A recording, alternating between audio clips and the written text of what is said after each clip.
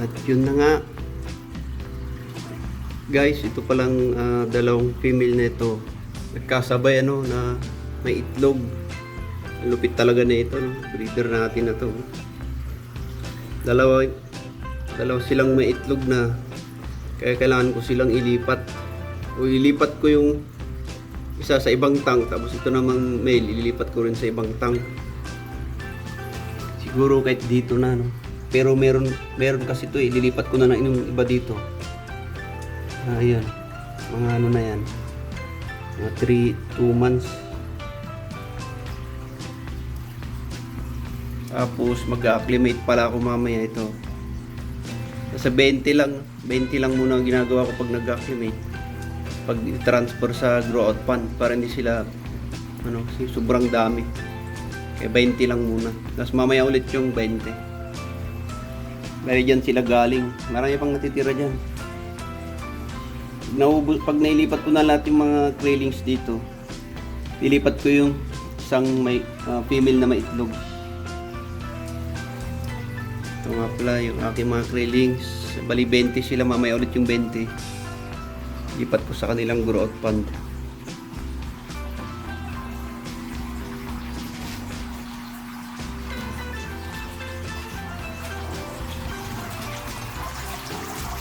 Ayan sila.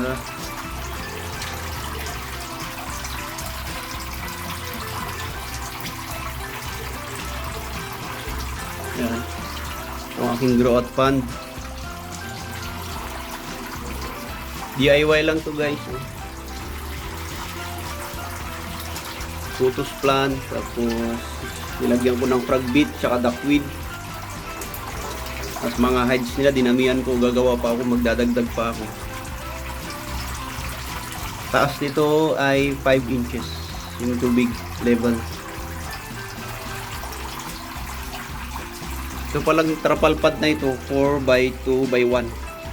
Inorder ko lang sa Shopee. Ayan. DIY na lang yung mga yan. Bali yan yung kabuuan niya.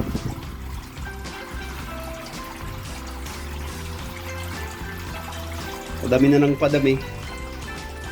Madami na ang ating mga alaga. Kaya pag dumami pa, kailangan ko pang gumawa ng ganito. Pero sa ibang lugar na. Kasi maskip dito. Kumbaga dito lang ako mag-aalaga ng mga breeders. Tapos pag may mga krillings na, ilipat ko na sila ng lugar. Ito nga pala ay hornwort. Pinapadami ko. Ewan ko kung paano. Mukhang okay naman. Green pa rin. Kasi yung iba pag nagba-brown. Pero mukhang okay naman siya dito. Nilagyan ko na rin itong aking grow out pond ng molly. Sana sila. Molly. Yan. Tawag sila eh.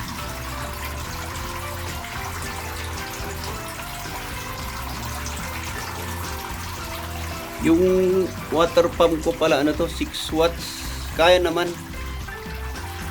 Tignan nyo siya, malakas na. Malakas na siya. Nakaano pa yan binawasan ko yung lakas niya kasi pag full volume, ang laki. Maapaw. Hindi niya kayang habulin doon sa papasok doon. Kaya okay na mukhang okay na yung 6 watts lang. Maliban kung sakali man na mataas ito, abot siguro ng 1 meter mahigit, kailangan nyo ng mas mataas ang watts na mas malakas.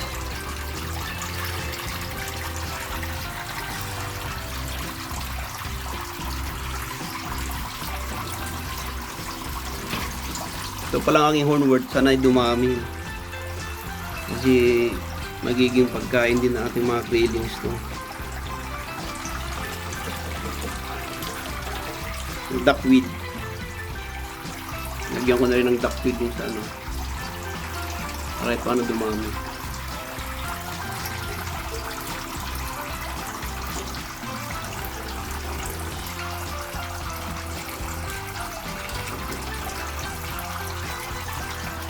Tapos may breeder pala ako na female, nilaglag yung itlog, siguro stress. 2.5 lang yung Laki niya pero may itlog na. Dito banda. Ito siya.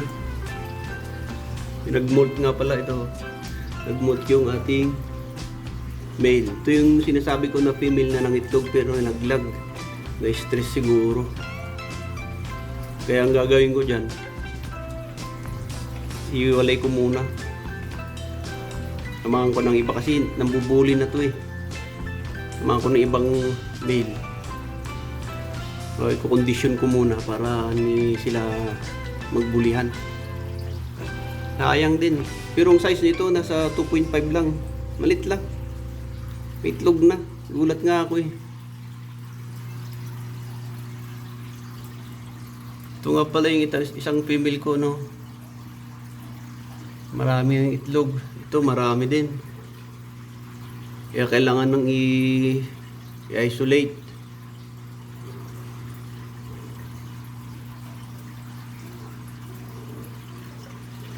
Naninilaw yung tubig kasi na dati nilagyan ko na ano to. Daon ng talisay. Lahat yan. Balikan ko muna balikan ko muna ito. Baka kasi tumaan ng tubig. Bigla. Kaya bantayan ko muna dito ng ilang. Dito muna 30 minutes. Pagkatapos i-dripping natin pa konti-konti patak-patak ng tubig. Meron na pala akong nailagay dati dito. May unang batch na ako ng unang nailagay. 20 rin maigit. Pag nag-acclimate kasi ako ng mga krillings sa kanilang mga grow out pan, hindi ko binibigla talaga. Kailangan ano lang, pa konti-konti.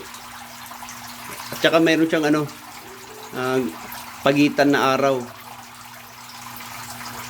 Yung una kong lagay dyan, mga nung ano pa, Lunes. Tapos ngayon naman sunod to. Hindi ko sila minsan nilalagay. Obserbahan ko muna yung unang batch na nilagay. Pagkatapos pag ilang araw medyo okay na, saka isunod yung next batch. Pero magkakano yan, kumbaga first batch, third batch na ng aking krillings sa mga to. Yung second at saka third medyo malalaki na. Gagawin ko rin yung material para maging mga breeders. Sa ngayon hindi pa ako kaya magbenta kasi nagpaparami pa lang. Lahat ng mga to gagawin ko mga breeders pag lumaki. Sana ay maraming makasurvive. Kasi alam naman natin na ilan lang sa isang 100%, sabihin natin mga siguro 50 o 30% lang yung mabubuhay. Yan, nilagyan ko na rin ng mga ceramic rings. O